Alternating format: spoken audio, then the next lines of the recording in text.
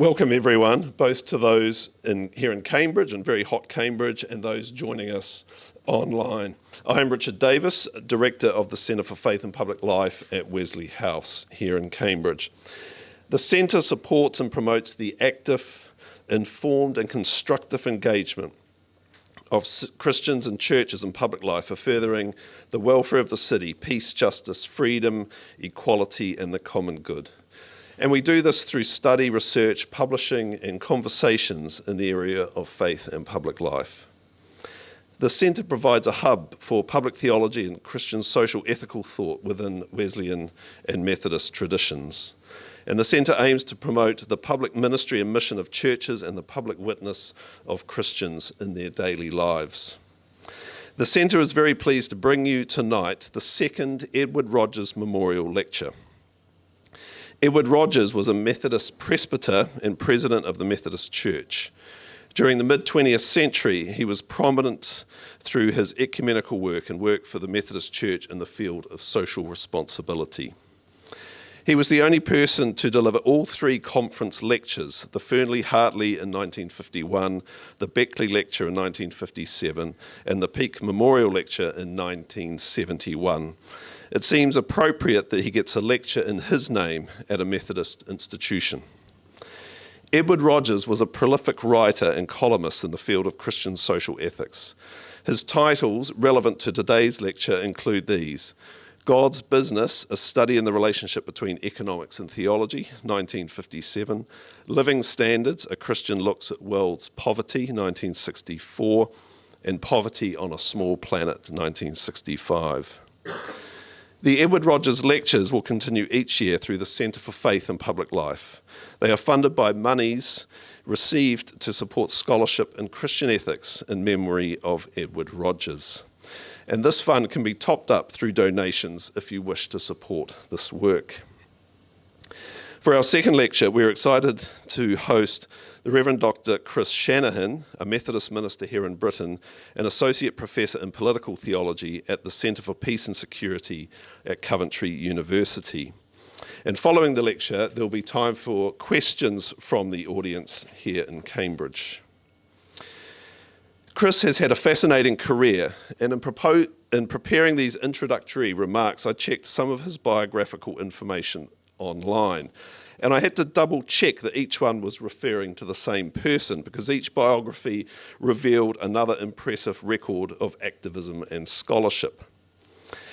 Chris has been the head of religious education at a large East London secondary school, a youth worker in the East End of London and Trenchtown, Jamaica, a Methodist minister in inner city London and Birmingham, and a community organiser. All of this grassroots experience provided the grounding for his research in urban theology, sociology of religion and diversity studies, and the basis of his doctoral work in urban theology in the UK, completed in 2008 at the University of Birmingham.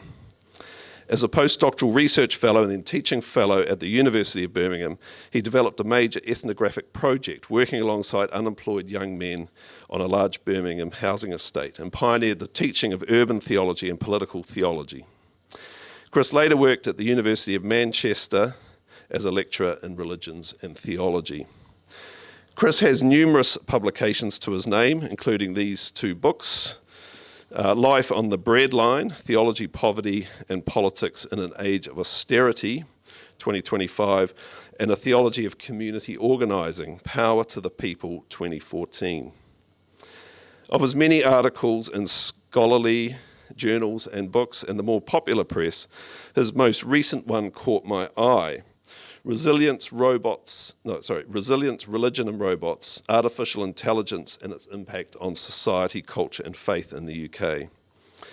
As you can see, the work of Chris is topical and relevant, coming from his teaching ministry in social justice. And there are few people better to deliver our second Edward Rogers Memorial Lecture. Chris has chosen as his topic, Life on the Breadline, a faith that transforms structural injustice, which I now invite him to deliver. Thanks, Chris. Welcome. Thank you very much indeed, Richard, and good afternoon. Thank you very much for those warm words and for the invitation to to share with you this afternoon. Just in beginning, I wanted to say a word or two about the research that has led to the book that Richard kindly pointed to and to this lecture. Having taught in various theological departments at universities, I found myself almost 11 years ago now as the sole theologian in a social research centre at Coventry University. Coventry University has never taught theology and religion. And so you might think, well, why on earth would a theologian apply for a job in a social research centre? Well, the reason I applied for that job and the reason that they'll have to drag me out by my feet, because I ain't going anywhere, is because, ironically, it was when I arrived in a social research centre explicitly committed to a vision of research that served those who are most marginalised and oppressed, the sense that research had to be a resource for progressive social change, that I found the place, ironically, in a social research centre rather than a theology department, where I could do the kind of theology that I believed that God was calling me to. That's what led, several years ago now, to life on the Breadline. We stand, I would argue, at a Kairos moment. In the UK, I'm not going to read what's on the screen, you can see it there.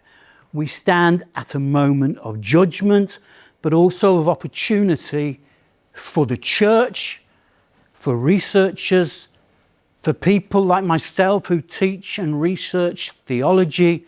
The question is, how will we respond to 14.5 million people who are living in poverty in the UK in 2026?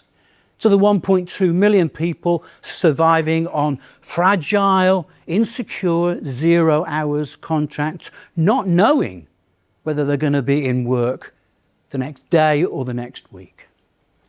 How do we preach a gospel? How do we think about faith? How do we do politics in a society where 10 million people over the last 12 months have experienced serious levels of food insecurity?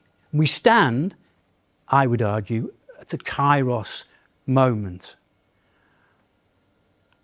I want to do 6 things today, and I promise I'll talk fast so that we don't end up here too long. I want to do 6 things, as I say, just briefly to talk something about the nature of poverty, because the kind of research that I do, having landed in this social research centre, it was a kind of a Damascus Road experience. It was a sense of recognising again and afresh that the only theology that can change the world is a theology that understands the world as it is. And in order to understand the world in its complexity, I would argue that theologians need to be bold and brave enough and humble enough to reach out to our social science colleagues and say, let me learn from you. Let me seriously engage with your exploration of the structures and the systems that make up the modern world. And I want you to dare to be humble enough to listen to me so that together we can develop a holistic understanding of the world that we're living in and of this thing called the octopus of poverty. So a word or two about poverty, a word or two then about what implications that might have for the way that faith engages in the public sphere, something briefly about the nature of the project that led to these reflections and the different responses to austerity-age poverty that we encountered during our life on the Breadline research.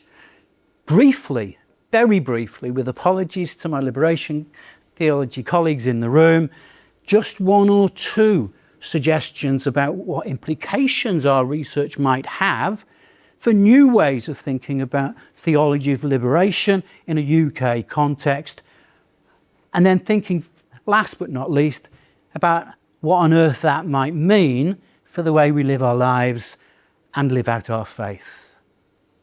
So, something about poverty. Why an octopus?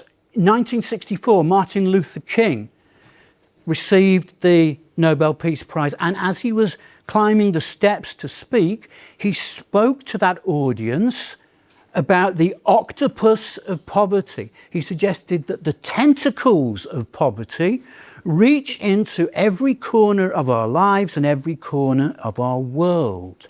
Poverty is not one thing, it's many different things, it's multi-dimensional.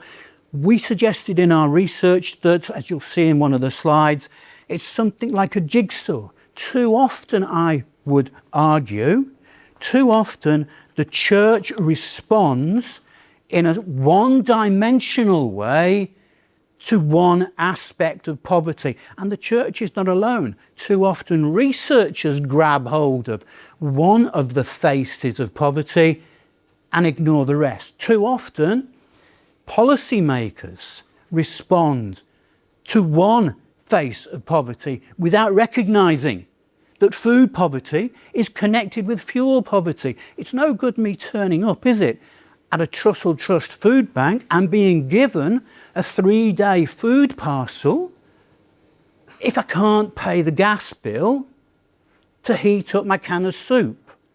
It's no good if I can't get any work to pay that gas bill. It's no good if my children are struggling because of the damp in our house that's not been dealt with for many, many years. We need, I would suggest, to think about the complexity of poverty if we're going to grab hold of it. Poverty is not just so-called food poverty. Poverty is a jigsaw of intersecting and interlocking experiences of powerlessness and marginalisation.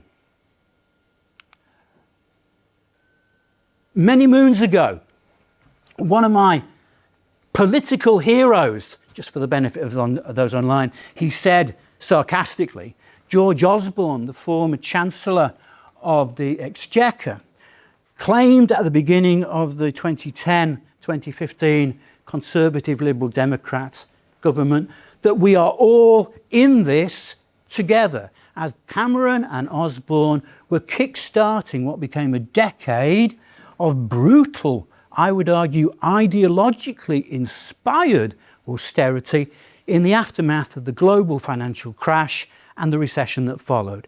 We're all, he said, in this together.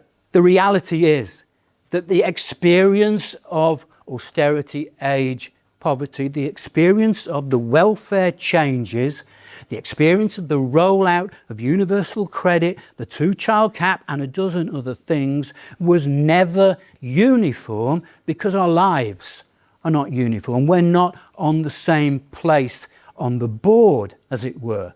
The way we speak, what we look like, the colour of our skin, where we live, where we went to school, our accent, whether we're black, brown or white, male or female, young or old, able-bodied or disabled, our experience shapes the way we experience austerity. We're not all in this together.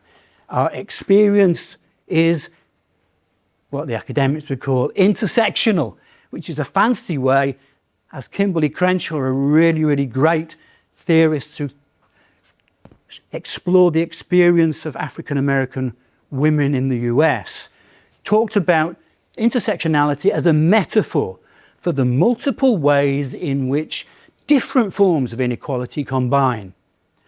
That's, I think, what we need to recognise, the combination of those different forms of inequality. So poverty is an octopus, but we experience it in different ways. I also want to suggest that poverty is perhaps the most brutal, if insidious, form of violence.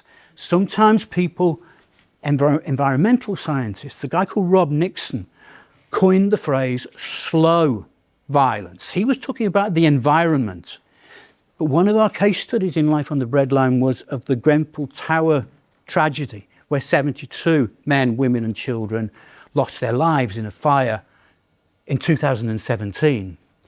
I would argue that their deaths resulted from the fact that they were poor, they were excluded, they were hidden in one of the richest patches of land anywhere in the UK, the Royal Borough of London and Royal Borough of Kensington and Chelsea.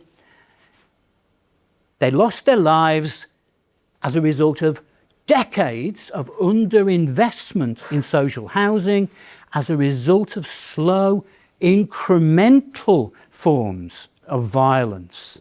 They died because they were poor. Great poem by Ben Ockery, who says, if you want to see how the poor die in Britain today, come see Grenfell Tower. Fantastic poem. Poverty, I would argue, is a form of violence. It's a form of traumatic, slow violence. It's a form of existential violence. It's a form of stigma. It's a way of shaming people. That notion of the workers and the shirkers that we got from George Osborne, earlier references in the past to the deserving and the undeserving poor written into legislation. Back even further, back to the Elizabethan church in the medieval days, the notions of the vagrant, the able-bodied, moral distinctions placed on people experiencing poverty, shaming people and claiming that it's your fault that you're poor. It's not the system, it's not structures, it's the fact that you're too lazy. You spend all your money on booze and fags. You didn't work hard enough. You didn't go to school long enough. Or, God forbid, you don't pray in the right church and you don't pray hard enough. If you do come to the right church and you pray hard enough, God will bless you, and hey presto, there's your BMW tomorrow morning. We're not completely innocent within the church, but I think we need to recognize that violence, as Ezra Tamez, the Mexican biblical studies scholar, talks about the existential damage that that poverty causes, degrading the image, the divine image within the person. Gutierrez, the pioneer of Latin American liberation theology, suggests that poverty means death. We can see it on the screen. Lack of food and housing, exploitation of workers, the lack of respect for one's human dignity. Here I would suggest that as theologians we might learn perhaps from the pioneer of peace studies, a guy called Johann Galtung. Galtung in the 60s through to the 90s developed this notion of what he called the triad of violence. Galtung talked about direct violence, face-to-face, person-to-person. He talked about cultural violence, what some theologians might refer to as systemic sin, what Marxist theorists like Gramsci might refer to as hegemony. And then he talked about structural violence, the systems and the policies that damage and destroy. So poverty is complex. Poverty is multidimensional. It's violent, but it's also systemic, as I've suggested. Norman was wrong. 30, 40 years ago, Norman Tebbit stood up in the Conservative Party conference at the time in the early 80s when we had that Thatcher recession, violence on the streets in many UK cities, and he recalled the story of his father, who was unemployed during the Great Depression of the 1930s. My father, he said, didn't riot. He got on his bike and he cycled around until he found a job. He didn't blame other people. He worked harder and travelled further to find a job. Poverty, I'm suggesting, is not about individuals or morals. It's about systems and structures. And if we are to respond to what Gutierrez called the systemic sin of poverty, we need to recognise that. So moving on, what does all this mean for the way in which we engage as a... Sorry. Yeah, go on, please. before we go more further, really, in the African context, let me be more specific in the Gambian context, or from the Gambia, because Gambia is an Islamic state, or let me just say, it's majority Islam. Most of the people will look at poverty as something that has been, it's spiritual Yes. in the sense that God has destined that there are certain people that are going to be poor in life for life. So I was, what is your take on that, especially as it relates to material poor and Yeah, and thank you. I mean, that's not just a view that's confined to some Muslim communities. It's certainly a view that a number of Christians from different traditions have. I would argue quite simply that view is, I need to respect it, but I believe that it is fundamentally wrong, fundamentally mistaken. I believe it separates Christians or Muslims out from engagement in the structures of their society. It means that we can abdicate any responsibility for working for the common good. It means that that can lead to an awful fatalism, it seems to me. If I'm poor because it's God's choice, then where is my agency? Why should I do anything if I'm not to blame? If this is God's curse, as some would say. I think there's a longer version. We can talk more afterwards, but thank you for pointing that out. And that's got implications, I think, for the way in which the church, in this case, engages in the public sphere. I think, very briefly, we've seen in a UK context over the last 15 years or so, and I'm speaking primarily about the churches, that churches and Christian NGOs have been in the forefront of responses to growing levels of poverty and inequality in a UK context. That's for a bunch of reasons. I think in large part it's because of the roots that many churches continue to have in local, not least marginalised communities. As a result of that, churches have got lots of resource, maybe not money, but they've got people, they've got buildings, they've got what the theorists would refer to as social capital. The question, it seems to me, is what we do. There are a bunch of questions, but one of the big questions is, what do we do with that social capital? A dominant tradition, I think, within Christianity has been what you might call the servant model, the caring model. We respond to poverty by giving to those in need. And that sounds immediately patronising as soon as I say it. I recognise that. But that's been the dominant servant tradition. We love our neighbour. We open the soup kitchen, the food bank. And I'm generalising just to get, just for speed, as it were. But that's been the dominant position, the social responsibility, the service model. Is that enough? I mean, is it enough? Dietrich Bonhoeffer, for example, argued in the face of the systemic evil of the Nazis, he talked about the calling of the church.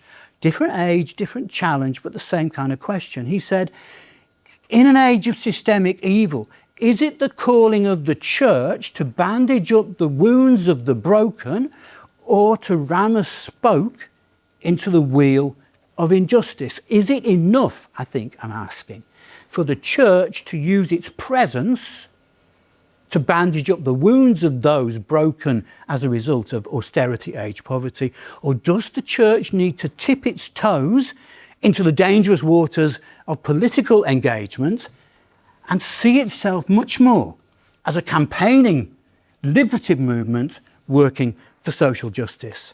We could talk more about that as we could talk about other things, but let's just try and illustrate some of that briefly in relation to life on the breadline. It was those kinds of questions that were on our minds when we began this political theology project back in 2018, funded ironically, 3 theologians, myself, former colleague from Manchester, Peter Scott, and friend of mine, Robert Beckford, primary kind of pioneer of black liberation theology in the UK. Ironically, 3 theologians getting this big grant from the Social Science Research Council. So maybe our social scientists have seen the value of what we do. But it was a theological first. We were talking earlier about the challenge, I think, perhaps, facing many of us that engage in theology. We might have been schooled and trained in a very kind of classical Christian theology model, which is largely book/library based, engaging with texts, nothing wrong with that. Or is there? I suppose the question for me is, do we learn enough about the mechanics of contemporary poverty and structural injustice as they are lived and experienced today by engaging with theological texts, but never leaving our study or the library, I'm exaggerating to make a point, but we need, I would suggest, to engage, this is the conversation we were having, with our social science colleagues and to learn from them about how our societies are structured. We need to engage in the mechanics of understanding the nature and the complexity of poverty and inequality and the ways in which our society is shaped.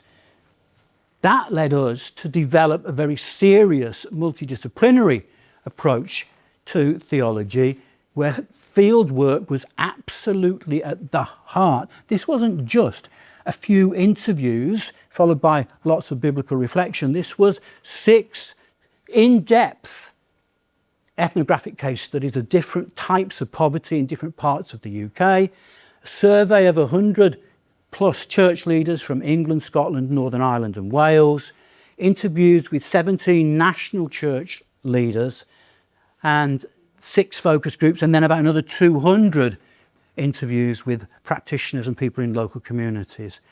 That was new for theology. So briefly, what did we learn? Well, what we learned through the field work was an identification of perhaps 4 loose approaches, contemporary approaches to responding to poverty in the UK.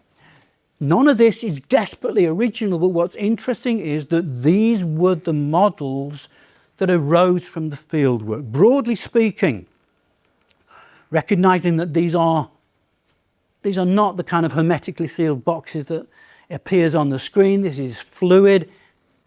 These are moving, these are evolving, these are blurry traditions, but they're traditions nevertheless. The dominant tradition of caring, spoken briefly about that, envisages the role of the church as a servant community. Servanthood, neighbour love, the dominant social responsibility tradition. Nothing wrong with that, quite an amazing tradition. But then we see an example of the church as a campaigning and advocacy approach to poverty, the kind of the living wage, engagement with systemic injustice. Church here is a liberative movement. Quite different, and a more dominant position within more conservative, more evangelical, often in our experience, many Pentecostal churches, envisaging the approach to poverty as one of self-help, education, enterprise. So seed funding for social enterprises, seed funding for small startup companies. Church here is an empowerer. There are lots of questions about it, but that's the role. And then finally, a very kind of incarnational model draws very much on an approach to community development called asset-based community development. Community building sees the church very much as a long-term companion. So briefly, very briefly, caring envisages the church as a servant community, revolves around this notion of neighbour love and servanthood. One Baptist leader told us this: responding to poverty is prioritised as an act of serving others. Campaigning and advocacy are more political and therefore may be seen as too partisan.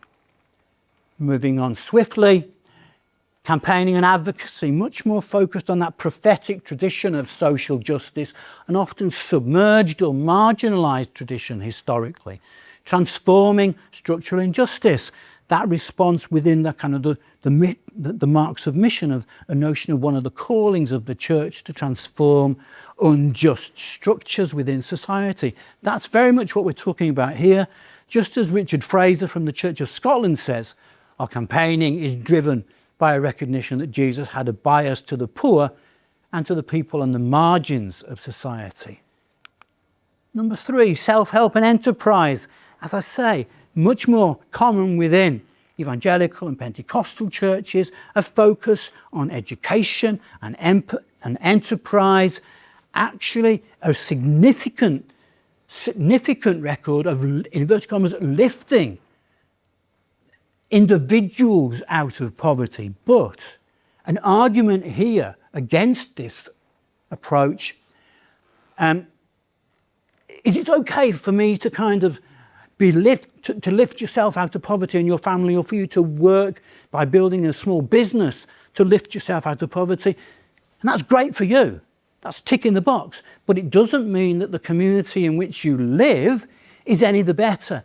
It can address individual experiences of powerlessness, but leave the structures of inequality and injustice unchanged. And I think that's the challenge, that we need to recognise that the allure of such a promise, not least in what's often referred to as the prosperity gospel, is maybe not surprising.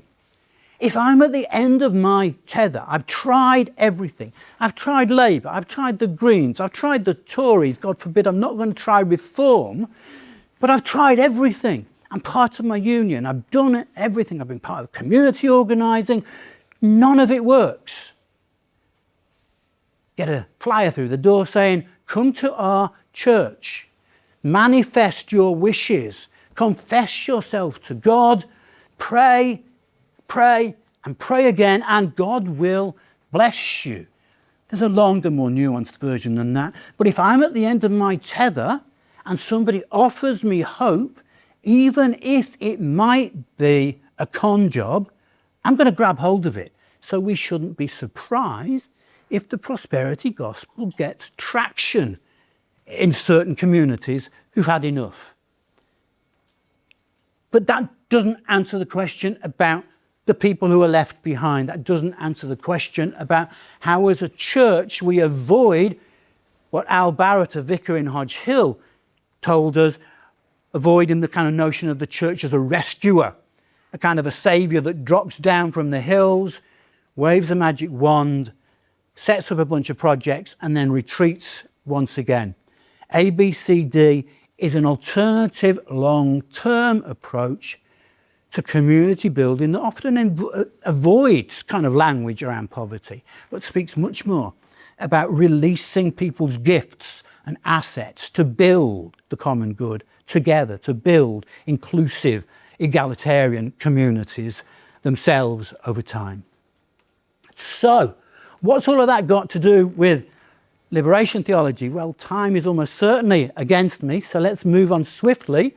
I would suggest that there are 4 or 5 steps, and we can maybe pick some of these up afterwards if you would like.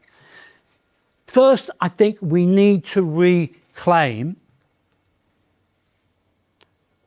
a commitment to, a clear and unapologetic commitment to God's preferential option for the poor. Not nuancing it, not apologising for it, but to grab hold of it and its basis in the scriptures, its basis in the first expressions of liberation theology, its basis in the ministry of the person we say we follow, its basis in the mission that Jesus identifies for himself in Luke 4.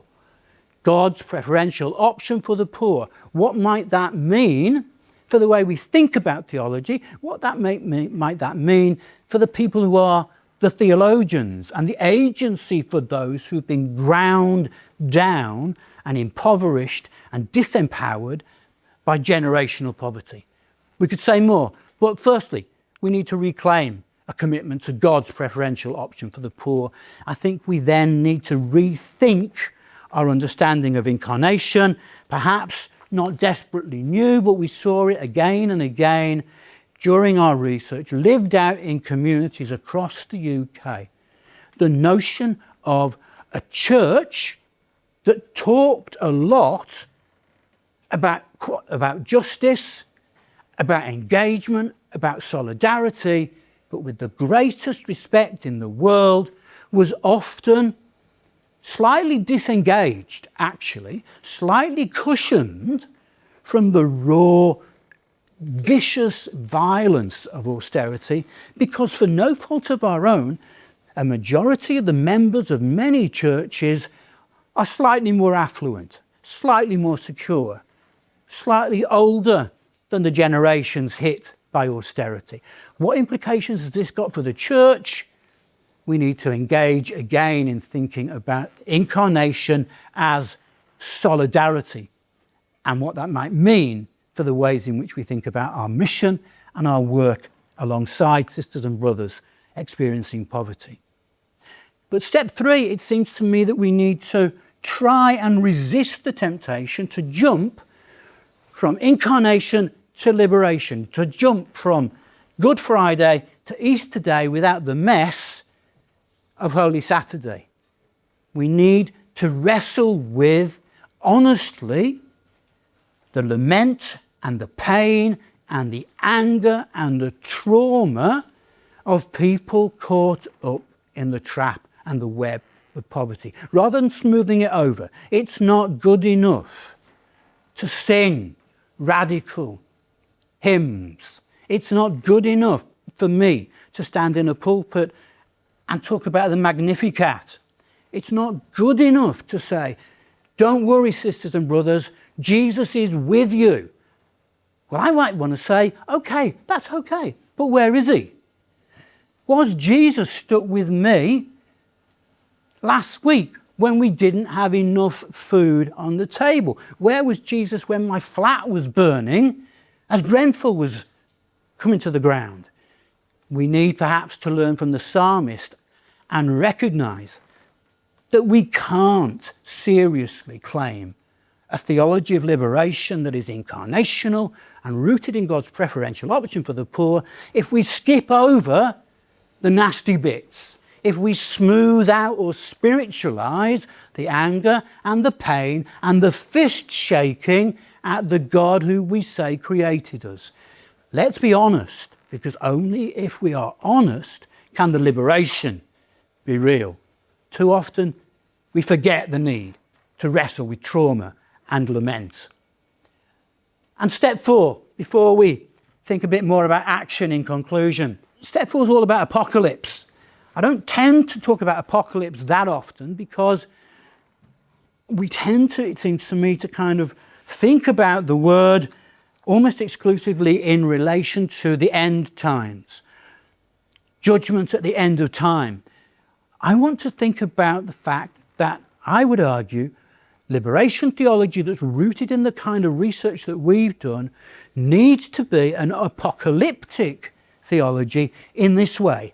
If the apocalypse is partly about the revealing of the things that are hidden, a revealing of the things that are masked, a lifting of the curtain from the things that we cannot see or that others deny, then we're not going to be able to get to the root cause of liberation. We're not going to be able to get to the hegemony and the cultural violence that justifies structural inequality. If we don't recognise the need for what Freire referred to as conscientisation, if we don't recognise the need, as Bonhoeffer put it, to wake up and ram that spoke into the wheel of injustice, then we ain't going to wake up at all, and we're going to still be singing that awful verse from All Things Bright and Beautiful that thank God we no longer sing. The rich man in his castle, the poor man in his gate, God made them high and lowly and ordered their estate. Nonsense, not part of the gospel, not part of the vision, not part of our life or our faith. But Christians sang it faithfully in Victorian England.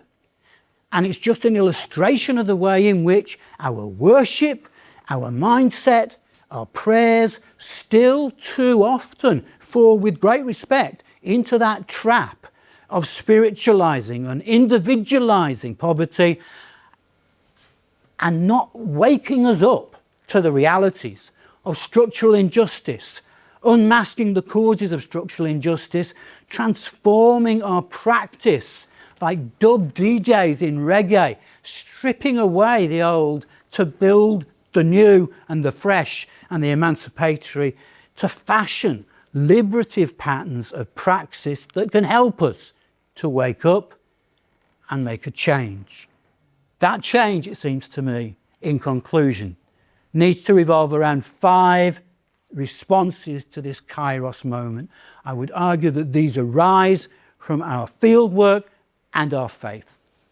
They're responses I think we all need to think about in our own lives. We need to dare the church to assert a clear vision of God's preferential option for the poor. We need, if I can find it,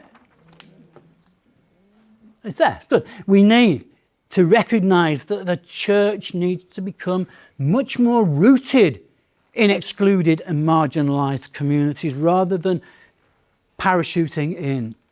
We need to recognise the challenge of translating community building social capital into much more politicised linking capital that can resource the church as a beacon of liberation.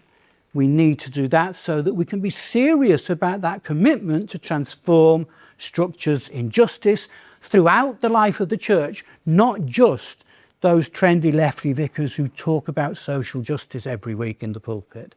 And finally, we need to recognise the power of our worship, the power of ideas, the power of our prayers, the power of our hymns, what we think about, what we pray about, what we preach about. That has power to oppress or to liberate, to set us free or to keep us captive. I would argue that if we're going to respond to this Kairos moment, we need to wake up so that we can make a change. Those are some of the things that I tried to write a little bit about in this book, Life on the Breadline. It's been really great sharing with you. Thank you very much indeed.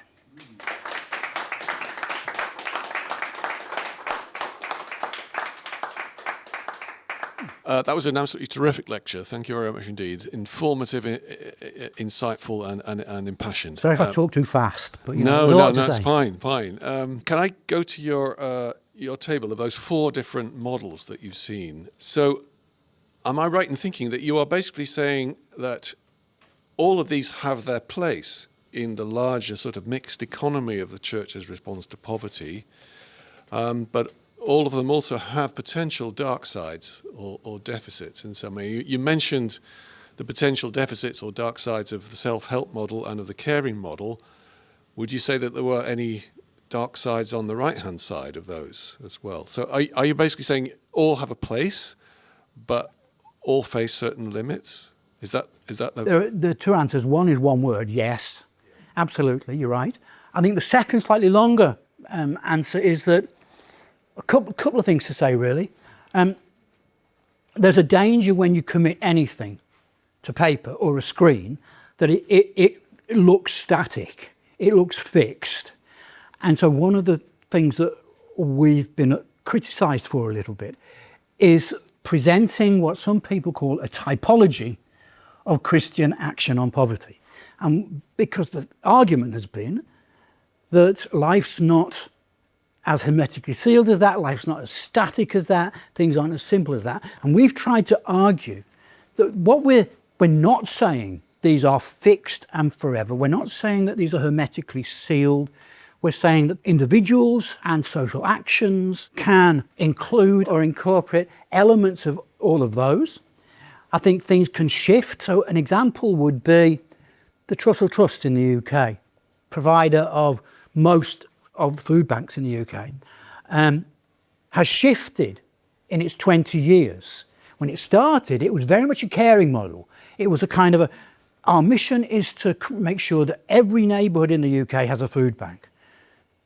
The last few years, it's shifted much more from this caring model to an advocacy model where it's now very much committed to building a society where there is no longer a need for food banks in every neighbourhood. So there is evolution, there is development, there is change. That's the one thing. I forget that, I can see it over there. I think that's the first thing. I think second question was around the potential weaknesses of the different positions. Absolutely. I pointed to, forgive me, in slightly parodying terms, some of the weaknesses, I would argue, of the self-help model. But I think it's probably fair to say that both the caring and the community building models, for all their strengths, and their strengths are multiple, it's very easy for people like me to stand up here and wag a finger and get very self-righteous about food banks or soup kitchens.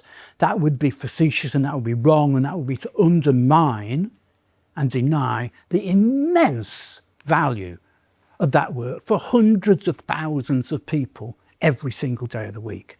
But, and I think the Trussell Trust has recognised this, the caring model, the community building model, have problems, it seems to me, translating neighbour love, servanthood into effective, let's forget the word campaigning, effective action that is intended to bring about structural or systemic change. So I think those would be weaknesses there. I think one of the weaknesses for the campaigning and the advocacy model is that it can become a very comfortable space for kind of those of us who would find ourselves on the left. It can make me feel very righteous if I'm on march after march after march. It can, however, it seems to be can often be quite top down. It can often be about engaging with macro injustice, but ignoring the needs of the individuals who are caught up in those wheels of injustice. So it can be quite disengaged. I think a better word for this rather than typology would be ecosystem. I think that's a better way of thinking about it, because these all do reflect, I would still argue, distinct traditions of Christian social ethics, but I don't think they're hermetically sealed, and I don't think any of them are perfect. Does that respond okay? Thank you. Thank you very much, sir. It's more like a follow-up to the second question that he asked, especially on the issues of caring for your neighbor. I want to ask, especially from my own side, when I talk from the Gambian yes, of course. context.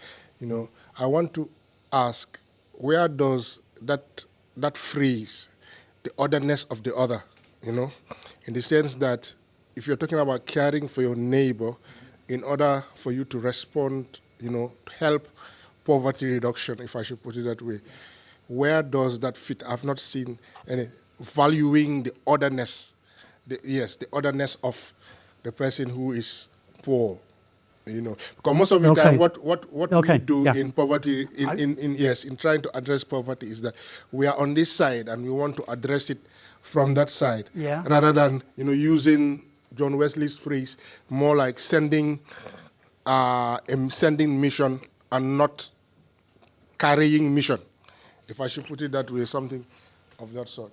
I think I understand that. Thank you. Valuing the individual people as they, in their totality, and as valuable women and men made in the image of God. Absolutely. Rather than, I think a couple of things very quickly. I think, firstly, I think there is, and this is a very UK thing, so I'm not going to generalise, but I think there is, and as I hinted at, there is a tendency within many, not all, many Christian denominations in the UK to be slightly cushioned from the kind of the violence of poverty.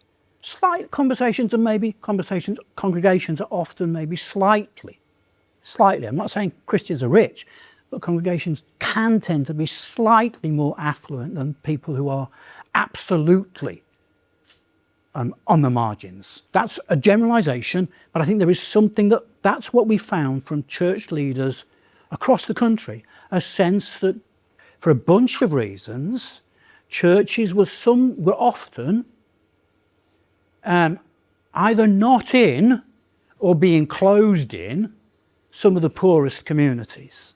So there's a question there about valuing people. In order to value people, you need to be alongside them.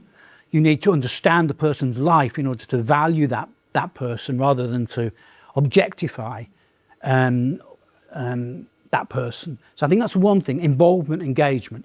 I think the other thing is a cultural matter, I suppose. That whole process of othering, the way in which we kind of can paint different groups within society as different from, other than, stranger than, not the same as us, somehow outsiders. It's that language that we've still inherited in the church, let's be honest about it, of those who are deserving and undeserving. We objectify, we even stigmatize certain groups of people, I think. And I think connected to that, I think there is a need for us collectively. Gutierrez talked about the need to be converted to our neighbour, or words to that effect. I think there is a need for that collective conversion to the struggle. And part of that is recognising that often in dominant culture, people are demonised, people are stigmatised, people are painted in all kinds of ways as lazy, as shirkers. We build up this kind of stigma which makes people who are living on the margins can sometimes internalise that kind of the damaging of people's self-worth, the shaming of people who are perceived to be different from us. So I think that's not all of it, but I think if we wake up to some of that, that can help us to begin to see our sisters and brothers as people with dignity and agency. That's as far as I would go, I think, for now. Chris, many thanks for your presentation, both energised and energising. Thank you. You're a historian of urban theology in the UK. A lot of the language you use, a lot of the images and indeed the diagrams you offer, I think you probably agree, go back in various forms, decades now. We've been involved in this conversation for a long time. We have been involved in this conversation for quite a while. What's changed now?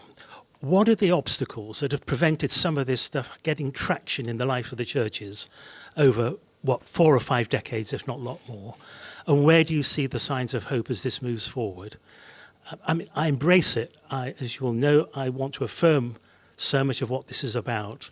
Some of us have spent time trying to go engage with it. But there are obstacles that mean that the conversation does not seem to move forward, or at least if the conversation does, the action doesn't follow. So where do you see the critical points now that would make a difference? And as I say, where's the hope? Are there places, are there examples, are there projects, are there awarenesses that could give us some kind of encouragement? And my apologies, this is going to be an imperfect answer, but it's just a reflection. And I'm almost certainly will wake up in the middle of the night tonight and think, there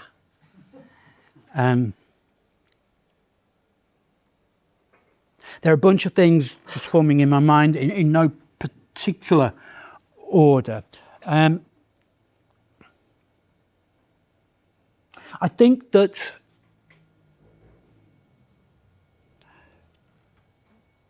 for a bunch of reasons, I think if we can talk collectively about the church, which is a dangerous thing to do, but I think large chunks of the church have essentially have lost confidence in that prophetic voice. I think to a large degree, Robert Beckford he's largely talking about the Black Pentecostal church, but I think to a degree it still holds. He talks about the barriers to the church engaging with these structures of injustice. And he talks about he refers to 3 temptations. He talks about the church that's bought out. He said, and the church that's bought out and almost colludes with the system in order to get grants to support its very worthy work. And we can all think of lots of examples of that. So the tendency for the church to be bought out and sometimes rationalising why we're bought out and not thinking of it in those terms. He talks about the church that's scared out, and that's that fear, that genuine fear that we still picked up. And one example was in a slide I shared of somebody saying that we prioritise engaging with poverty as an act of servanthood. We don't get involved in this campaigning and this advocacy because it looks too much like politics, and that gets people a bit spooked. It's an old one, absolutely, but I still think it's a major concern. That's the second thing. And then Robert talks about the church that's scared out, bought out and sold out. A church that essentially, in Robert's terms, sells out this very materialistic, prosperity gospel-esque vision of the gospel. And then there's a fourth one, I think often the church that's moved out. So I think physically, for institutional reasons, many of the denominations, not least Methodism, have sold up church buildings, and we could argue whether those have been good reasons or bad reasons or what the motivations have been. But often the result has been, and I know this best from places like Birmingham, large chunks, very large chunks of cities where the church was engaged, mostly urban, inner city, marginalised urban communities, that it's moved out of and we'll never get back into because the price of property has just gone through the roof. Now that's a bit of a nerdy answer, but I think there's part of that. I think there's something to do as well with the increasing kind of fragmentation of society and of wider culture. I think there is a kind of an individualisation of faith. I think the kind of secular, we'll all become secular tomorrow and the church will die buses. That's failed, quite clearly. There are elements to it, but the notion that the church was going to completely wither away and die, I think theorists have largely recognised that's not true, but the partial failure of the secularisation thesis isn't the same as saying the institutional church is going to continue forever and ever, amen, kind of thing. So I think part of that fragmentation has been the fragmentation of faith, the fragmentation of spirituality, maybe that's the wrong word, the individualisation of spirituality, at a longer version of that, I think. So something about fragmentation. I think that partly for institutional reasons, the church in a UK context has been spooked, has in many cases been reduced to thinking, how are we going to pay the gas bill? How are we going to get enough people in church on a Sunday morning to justify the stipends of X numbers of ministers? I think for many churches, keeping the show on the road, it's not a very politically kind of correct sort of answer, but I think for many churches, I think keeping the show on the road has become so time consuming, so all-consuming, that notions of mission and campaigning and so on, this asset-based community development depends on us being in local communities still, rather than just fixing the roof. Now, that's a bit facetious, but I think that's part of it. I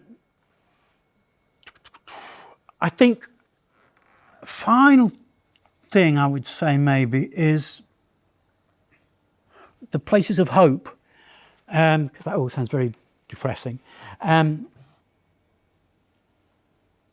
There are glimpses, and we saw lots of glimpses during our life on the Breadline work. We will all know of spaces and people and glimpses of kind of gospel hope and liberative hope, whatever language we want to use. For me, very often, I'm choosing my words carefully, I don't want to say always, but very often for me, those kingdom moments, and I use the word kingdom rather than church, those kingdom moments are often going on beyond the boundaries of the institutional church. In the engagement of people, the involvement of people of faith as people of faith in broad-based movements for social justice, however we understand that, where we're not kind of trying to retread some kind of trendy Christendom, but we're actually being salt and yeast, working alongside people of good faith from other communities. I think often I see senses of hope there. I think the challenge remains, we've gone past the faith in the city nonsense of kind of Marxist bishops, even if that ever was the case. And I think we've had successive prime ministers who, for varying reasons, have tried to court faith leaders, not just Christian faith leaders, but faith leaders. Tony Blair did it in his own particular kind of way. Gordon Brown did it. David Cameron did it. I think successive faith leaders have tried to do it, often to kind of embrace the church as a kind of a deliverer of social policy agendas, not least around community cohesion or around Cameron's big society. And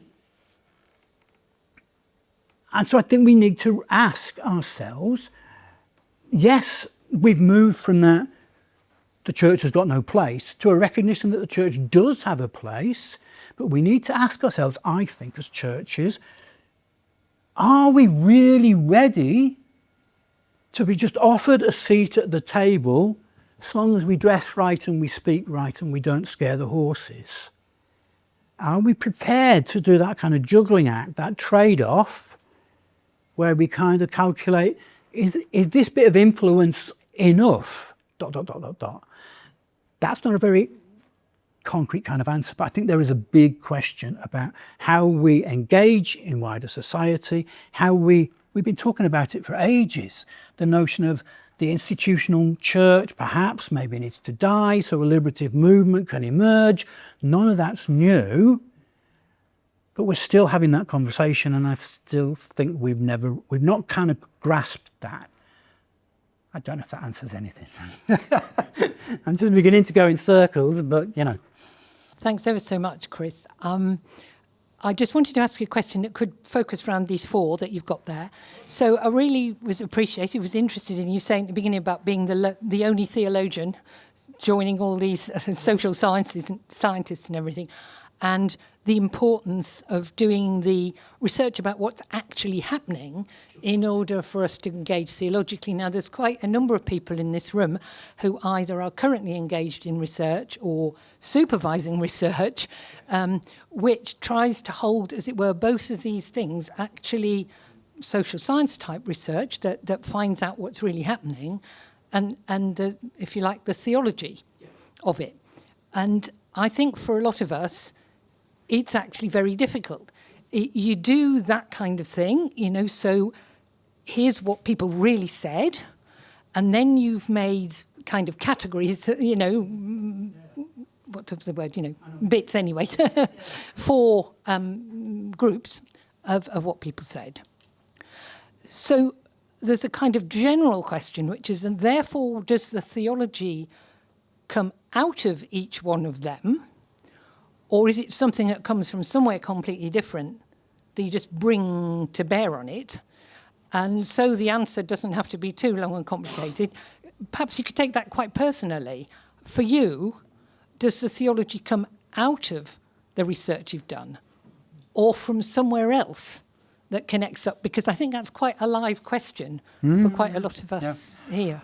I think the first thing thank you very much. I think the first thing I would say is, I'm fully aware of the value of discrete specialist, capital T, theological research and analysis. And I'm also fully aware of the value of distinct, capital S, social science research that are in their own bunkers, as it were. But immediately, I give the game away by using the word bunkers. Because my genuine belief as a person of faith, as somebody who's lived through these issues in a bunch of different places, and somebody who's kind of been researching and teaching about these issues for a long time, is that quite genuinely, It sounds like a cliche, but I don't think it is. And it sounds simple, but we've still really only just begun to creep out of our silos, our disciplinary bunkers, as it were. Because I think for too long, social scientists have been very suspicious about theologians. We're woolly, we're liberal, we don't engage with the real world. A bunch of other things that you could probably add to that list. And I think equally, there has been a perception on the part of some theologians that social scientists, another stereotype, they only count numbers, they're only good at answering questions about who does what, where and when. They don't think about serious ethical questions, ... Now, both of those, I think, at their extreme, have got a grain of truth. But until we actually recognise that we need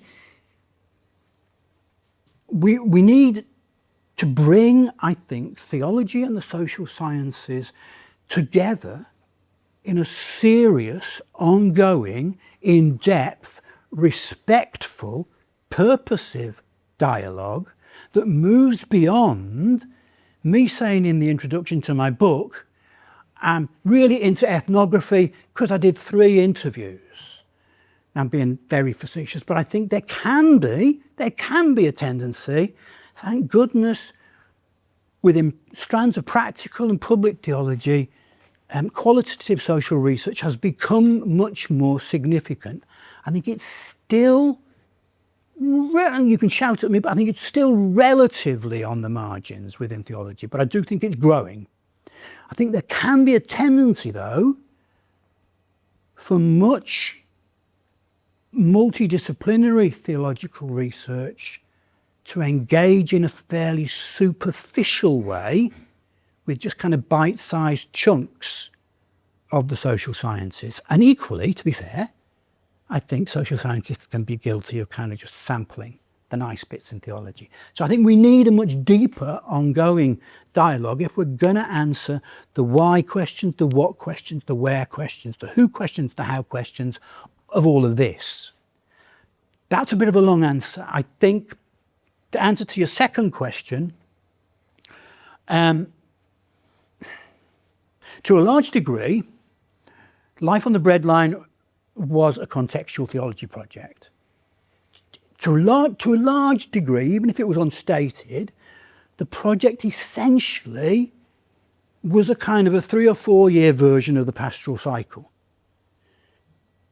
So we engaged with experience. We felt it was deeply important to engage in depth with experience, which is why 6-month ethnographic case studies, 2 in Birmingham, 2 in London, 2 in Manchester, for a bunch of other reasons why those places.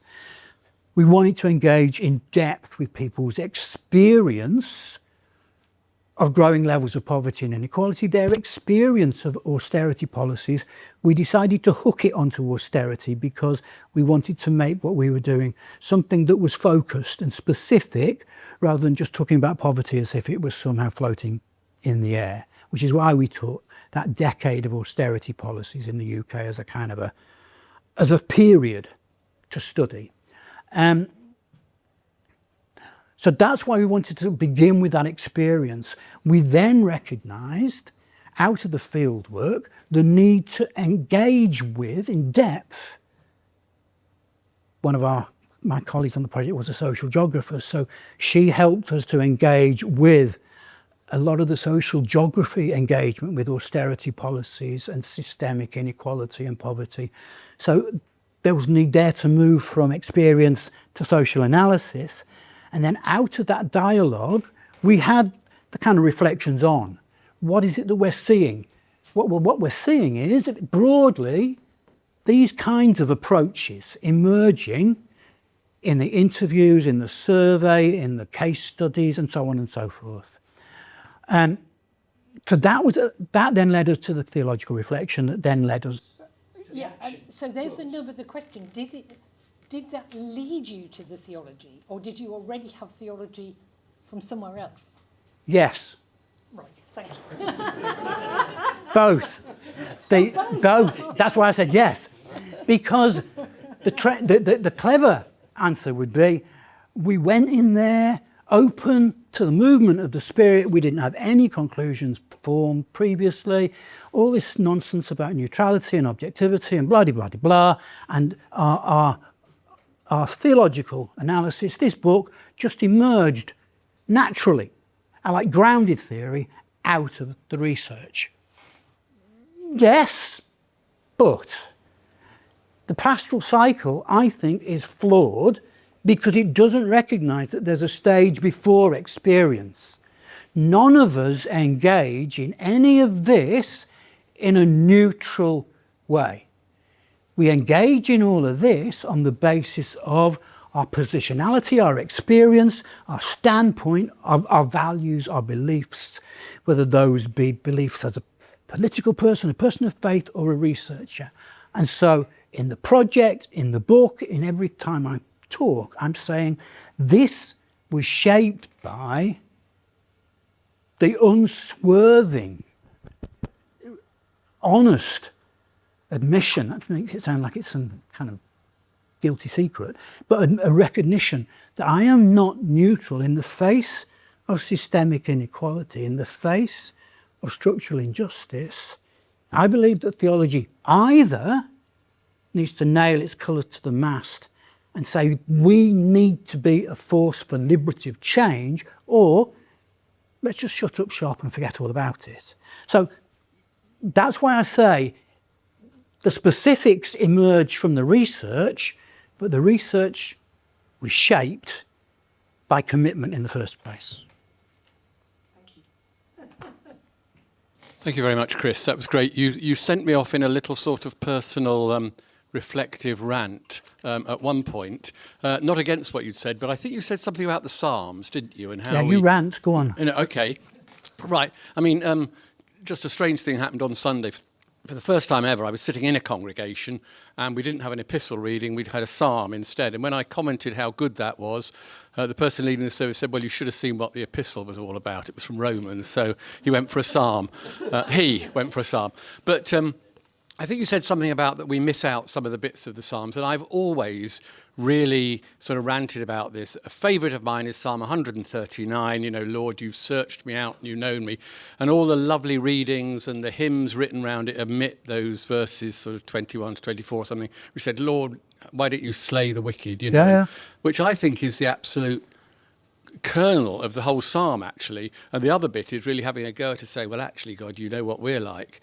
But you sent me off on a tangent, and did I miss anything that you were wanting to really say about this? Oh, I'm sure you didn't miss anything. I think, a couple of things. I think we all like it. No, not we all, scrub that. A lot of us like a happy ending, and we don't like the kind of the untidiness that kind of can confuse the happy ending. I think theologies of liberation, and I use that phrase rather than liberation theology deliberately. I think theology of liberation can sometimes be guilty of talking lots and lots and lots about the experiences of different experiences of oppression, and about the engagement, or about the our creation in the image of God, God's solidarity with us in the incarnation, and then, hey presto, Jesus the liberator. And I'm being facetious, but I think sometimes theologies of liberation can miss out the messy, contradictory, angry, untidy, unorthodox stuff that gets in the way of a good argument. Let's be honest, we often do it if we're writing an essay, a thesis, an article, or God forbid, a book. We don't want everything that somebody says. We want the bit of what that person says that agrees with my conclusion. We want them to prove us right. Do you know what I mean? I think sometimes we can miss out the nastiness and the untidiness because it gets in the way even of progressive, inclusive theologies of liberation. So we can sometimes smooth over the mess. There's a guy called Anthony Pinn, who's an African-American religious studies specialist, who wrote a book going back about 20 years ago now, called Why Lord? And the book was about his analysis of the ways in which African-American communities had used music since the slave spirituals to engage with experiences of collective oppression and suffering. So he talked about spirituals, gospel music, soul music, the blues, jazz, hip hop. He talked about almost the history. And he argues that some traditions of music are kind of, yes, they will talk about suffering. It was awful, but Jesus was with me there. And it'll be all right on the night when Jesus rides in at the end of time and there's this collective happy ever after.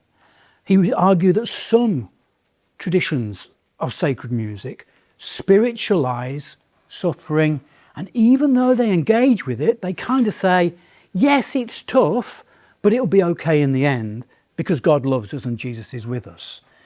What Pinn argues is that you need to think much more about traditions of music that are seemingly secular, like the blues, or like hip-hop music, that are much messier, ethically, often quite dodgy, or amoral/immoral, but engaging with the mess, the nastiness, the rawness, the untidiness of life with no happy ever after endings.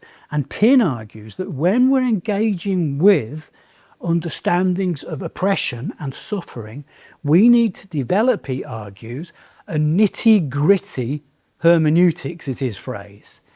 A form of hermeneutics that engages with people, listens to what people are really saying and reflects it honestly without glossing it over, without spiritualizing it, without putting kind of dots in the middle of a quote to miss out the bits that are reactionary or homophobic or racist or whatever it might be.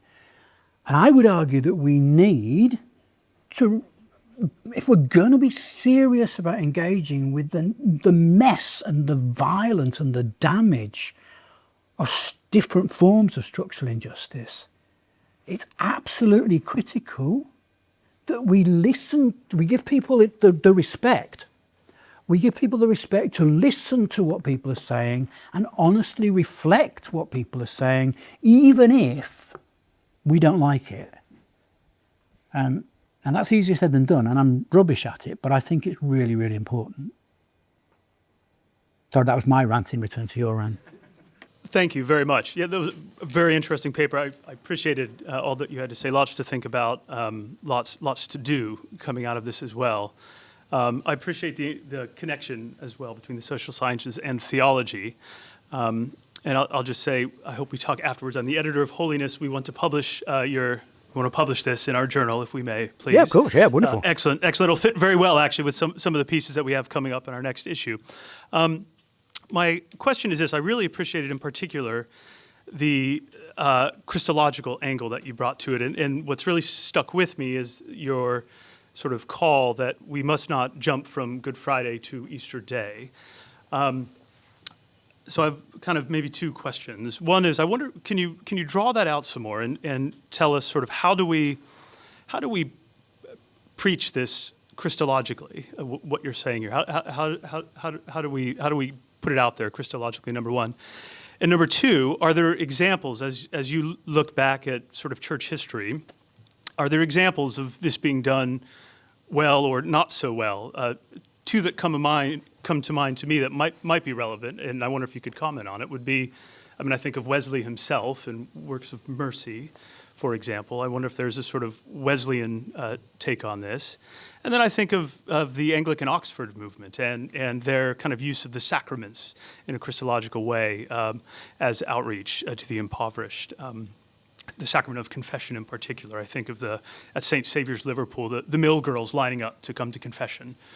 and this being one of their means of outreach. But thinking of, I guess, what you're talking about here as a means of grace, is there a Christological way to look at it? And I wonder if you could draw that out some more.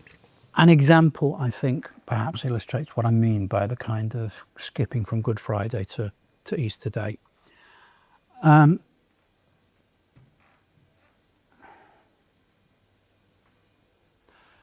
One of the tragedies that we have still not responded to adequately as a society in the UK was one of our case studies, the burning, the fire of the Grenfell Tower in North Kensington in June 2017, allegedly as a result of the faulty fridge, whereas in reality it was as a result of a whole heap of systemic failures that were generational and an underinvestment in social housing, all of that.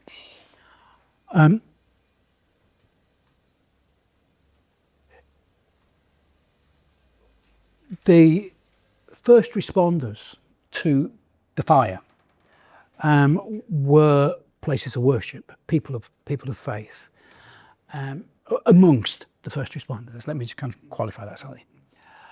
Not least Notting Hill Methodist Church, and a friend of ours, mutual friend of ours, Mike Long, Reverend Mike Long, who was minister of Notting Hill Methodist Church at the time. Notting Hill was physically, and I spent a lot of time down there during the project talking with Mike about Notting Hill's response. Physically, like maybe 100 yards from Grenfell Tower. And so they were the space that people fled to. I think, just as in parentheses, Notting Hill Methodist Church historically has had a presence in that community going back maybe 40, 50 years as a place of solidarity, a place of campaigning, not least in relation to issues of racial justice. So they had track record, as it were. They had credibility in that community. It was also the case that there is a significant Muslim community in that part of North Kensington, and so alongside Notting Hill Methodist Church, essentially becoming a place of welcome and sanctuary. Local neighbourhood mosques also took on that role. And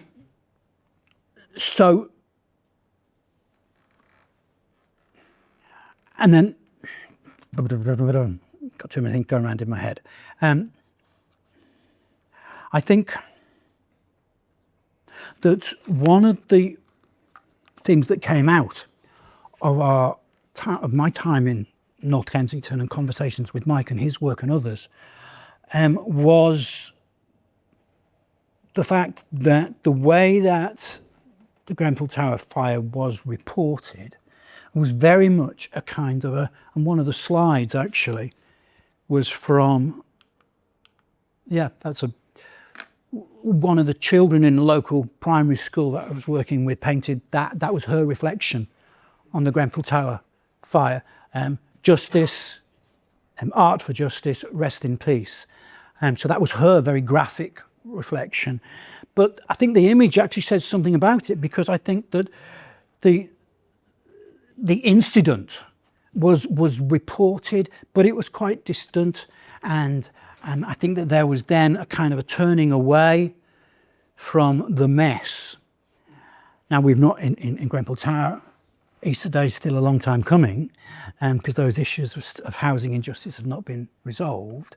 But I think one of the things that became clear was that emerging out of Grenfell Tower, number one, there were massive levels of repressed anger and anguish and trauma that evolved. Cases of what in other contexts we might refer to as PTSD arising, and people kind of turning up at hospitals in growing numbers over a period of 4 or 5 years beyond the fire, because trauma and pain and suffering had been buried, hadn't been resolved, had kind of bubbled away. And so there was this mess, there was this unresolved anger.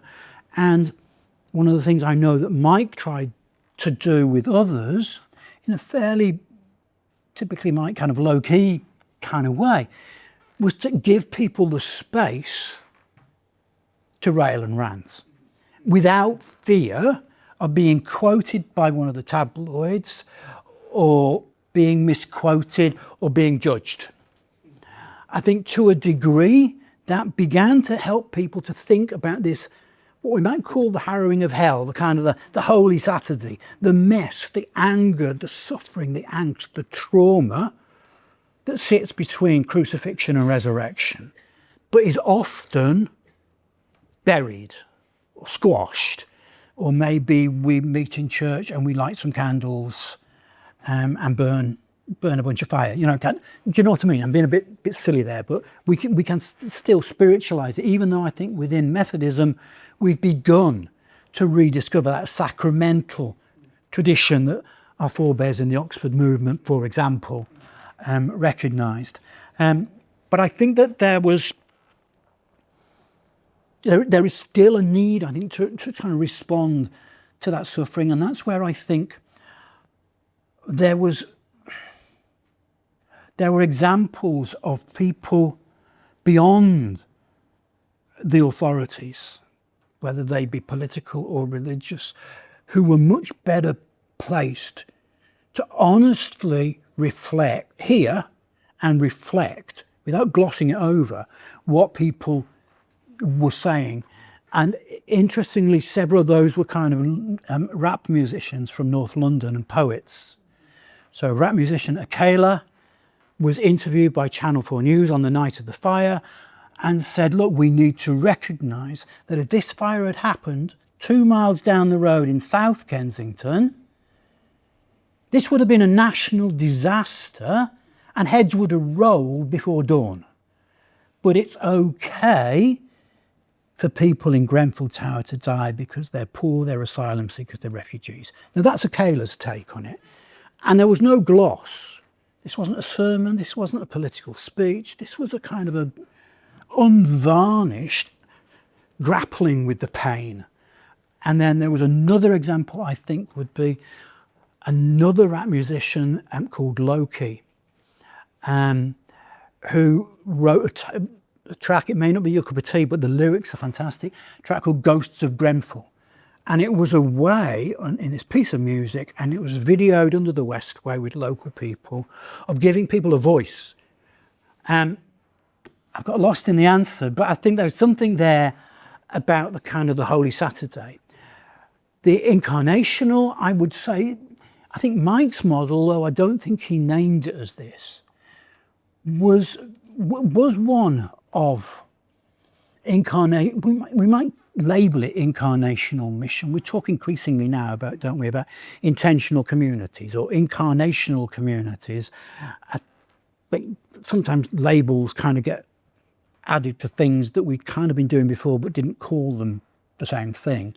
But I think that's what Mike was trying to do in a kind of gentle way, which was about incarnation as solidarity, incarnation as presence, incarnation as embrace, incarnation as sticking with it. Does any of that tick any boxes? Thank you. Well, please join me in showing a sign of appreciation to Chris for a very robust and engaging conversation. Thank you. Thank you. I have the privilege on behalf of Wesley House to show you a little sign of our appreciation. You are now one of us, so welcome. Thank you very much. Thank you.